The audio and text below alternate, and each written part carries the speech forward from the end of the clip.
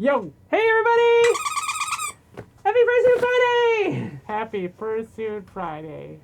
So we recently went and saw a couple of movies together at the theater. I don't remember that. I don't like movies. We saw the movie Wonka, which is we actually saw it just before it stopped being available in theaters, I'm assuming. As it is, I believe it is available for streaming now. We've waited so long.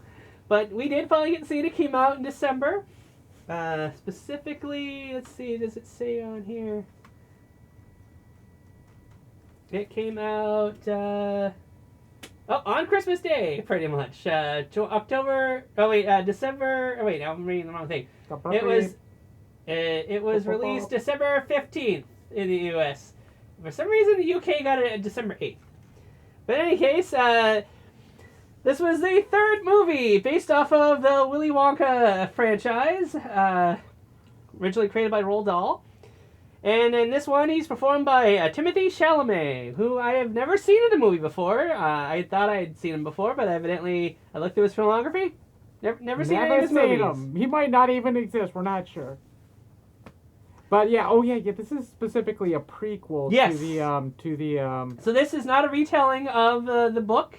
This is a origin story for the Wonka character. Yeah, for basically the original movie with... And it actually, from what I remember reading of the book, it follows a bit more closely to the source material. There are three rival chocolatiers who show up in the books. Although I don't really remember them having much like character development, but their names are very prominent, and the artwork in the book... they are, let's see, Prodnose, Fickelgruber, and Slugworth.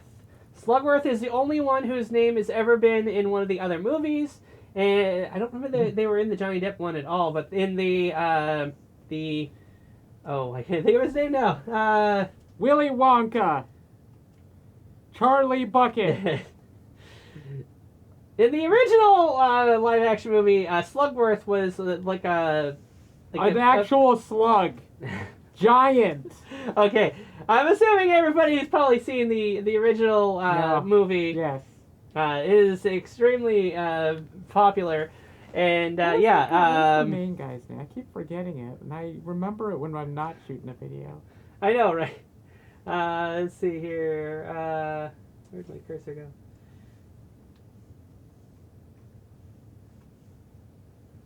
If I could click on Slugworth, it could probably help me here. Dang it. Need a bigger mouse pad. Wow, this one is it's 3 feet long. Well, anyway, so in this one, Timothy Chalamet plays Wonka, and his rivals, Slugworth is played by Patterson Joseph. And Felix Fickelgruber is Matthew Bainton. But of the three, Prodnose is the one I know, Matt Lucas. Matt Lucas is a hilarious guy. He is best known to me from being in Doctor Who. You know him from Certain Something, right? No. I thought you did. You said you liked him in a production of something. Don't recall. Which one's Matt Lucas? The bald guy. Oh, yeah. He was a Crod Man doing the Flaming Sword of Fire. Yeah, there you go. I keep forgetting. Without the picture in front of me, I can't remember. He was also Tweedledee and Tweedledum in Alice in Wonderland. Yes, he was movies. Both. But yeah, he was great. Definitely loved him as Prodnose there. But yeah, let's see. Hopefully this helps me. Gene Wilder. Gene Wilder's the original. It is specifically a prequel to the Gene Wilder movie. Pretty much, anyway. It's pretty much. The movie ends with Listen, if you saw the movie and the way it ends... It is vaguely hinted to be directly leading into that movie. But not necessarily exactly. They could still do it again. I want to explain how I know it is exactly the same thing, because it's the thing, but I don't want to spoil it. Okay. So I will spoil it after. The new characters we have Noodle, who's played by Kala Lane. Noodles. Noodles. Stop it. The Noodles. Chief of Police, played by Keegan-Michael Key, who is fantastic. Yes. Keegan-Michael Key was great. I was disappointed he didn't get to sing. In fact, wasn't he in the other movie we saw too? Yes, he was in. He was also in Migration. Yes. So we got to see one movie there, but we didn't even know. We were to see both in the same day, and I didn't know. That was a nice little surprise. And his character is fairly prominent too. It's not like a minor hi, bye kind of character. He is prominent. He's there throughout the movie, and he only gets to sing a tiny one line of a song. And it's like, he can sing though. Like, why didn't they let him sing in the movie? Maybe it's gonna be on the DVD. I don't know, or the Blu-ray. If those things will still exist, I hope they do. Skid with the way he is. But then we have flashbacks. Sally Hawkins as Wonka's mom. She's a bird. Rowan Atkinson was highly underused, unfortunately, as Father Julius. Yes, he's Mr. Bean. He plays a preacher guy who's covering for the bad guys. So he's really set up as being this character who's going to be involved a lot. But he's barely in the movie, and it's unfortunate because he's hilarious. Mr. Bean, Johnny English. Yeah, he's a great comedic actor.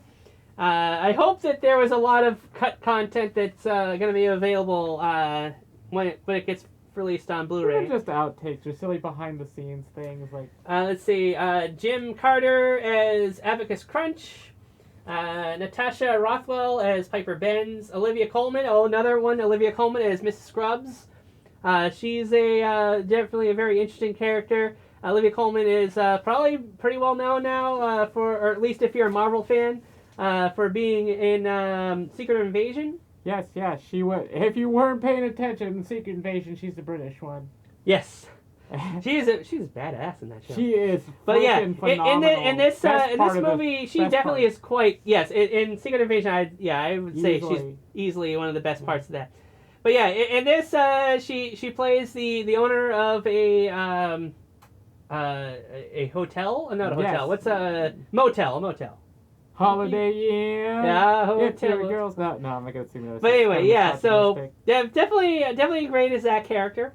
Hugh Grant as the Oompa Loompa. They only have the one real main Oompa Loompa that shows up. Yes. And he's actually like a character. It's not like in the original movie where they just are kind of they seem vaguely sentient. Vaguely sentient. All they do is come in and sing, and they seem to be devoid of emotion this or one personality. He does sing a tiny bit, but mostly he's just talking to Wonka. Yes, and there's scenes. a lot. Oh gosh, there's more. I'll wait till you're done with the characters. But yeah, next Natasha Rothwell as Piper Benz. I did that one already. Rich Fulcher as Larry Chucklesworth. Rocky Tharakharar as Aladi Bell.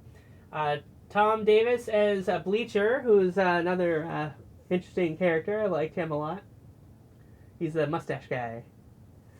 The suspenders. Oh, yeah, he's wonderful. Wonderful. I feel like I'd see him in other things. I don't think I ever checked. But anyway, next is Cobna Holdbrook Smith as Officer Affable, who could have gotten a little more screen time, but he was nice. Yeah.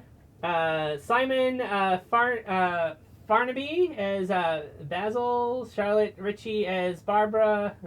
I'm getting to names I'm not even sure if I remember who they are. Let's see. Ellie White as Gwenny. Freya Parker as Miss Bonbon, Slugworth's secretary. Sophia Winkleman as the Countess. Murray MacArthur as ship captain. Tracy Felcher. What is that? I can't. Actually, there's another. I Fetchor? As Dorothy Smith, Noodle's mother. Izzy Suddy as fruit and veg vendor. Phil Wang as Colin, and Tim Fitzhyam as Sinister ship captain. There you go. There's a lot of characters. They don't really, they don't offer as much as. But yeah, the movie is very colorful. The budget is definitely up there for showing a lot of interesting special effects in the story, and they don't seem like I didn't think they seemed out of place or unusual. Like why is this happening? Come on, this movie's grounded. No, it's fantastical and it fits in the story. Definitely fantastical. This is not a movie like when something insane happens, akin to the fizzy lifting drinks. People are like, "Oh my god, what's going on?" And they're not freaking. No, it's just like, "Oh, that's a thing," and then they just kind of go about their business. Also, do we want to spoil the secret that I don't think any of the marketing was really revealing? Probably not then. About the dancing. Yeah, they do that. It's kind of a musical. Oh yes. No, that's not a spoiler at all. I went into this movie not knowing that it was going to be any kind of a musical. But every Wonka movie is. I mean, the Oompa Loompas doing a song every time that one of the bratty kids gets punished hardly makes it a musical to me. But I guess you could argue the fact that definitely than the Johnny Depp version. In any case, this movie has musical numbers where all of the random people standing around start breaking out into dance and doing a choreographed dance routine, and then just go about their business. As if they didn't just do that. In the original movie, the Oompa Loompas did sing, but so did Charlie. Yeah, a lot. But the Oompa Loompas were presumably have rehearsed this somehow, and it's even called out in the movie. It's like, how did they know to do a song and dance number about that kid who just have an unfortunate accident? Well, what about World of Pure Imagination? That wasn't an Oompa Loompa song. Okay. That was an Oompa Loompa song. He sung several songs. Okay.